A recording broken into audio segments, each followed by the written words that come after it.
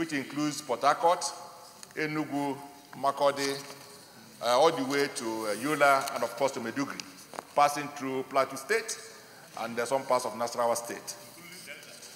Well, including Delta, yes, sir. Now, essentially, the response we got, Mr. President, distinct colleagues will recall, was that the federal government had an understanding, or probably an agreement, with the GE, General Electric, to take over that axis and be able to restore the line in the gauge we have presently, which is the old gauge, and then bring some coach and run it for some time and recover their money. And essentially, it was supposed to be for goods only. There was no arrangement for passengers. But now the tragedy is that that arrangement has collapsed, and GE has withdrawn from the arrangement.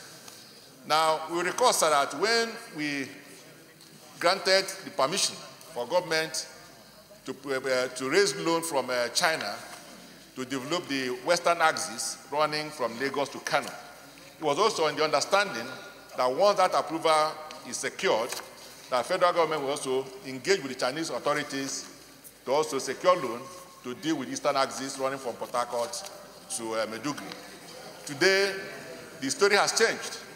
Now, what the Chinese authorities have been asked to do is to come and take over that axis and under a PPP arrangement and use their own money or monies to fix that axis and then recover their money over time. And I believe that this is not fair to those of us who live on that part of Nigeria. For a country to survive, there must be equity, there must be fairness, and there must be justice. And any country that's running against these principles will be heading to disaster. We believe that we have sufficient opportunities in Nigeria, but these opportunities must be spread across. And that's the only way we can ensure the unity, peace, and progress of this country. So my simple prayer, sir, is that the Minister for Transport needs to appear before our committees on land transport and local and foreign loan to explain to us what plan we have for those of us who live at this part of Nigeria, the eastern axis of the railway. We are interested in railway development.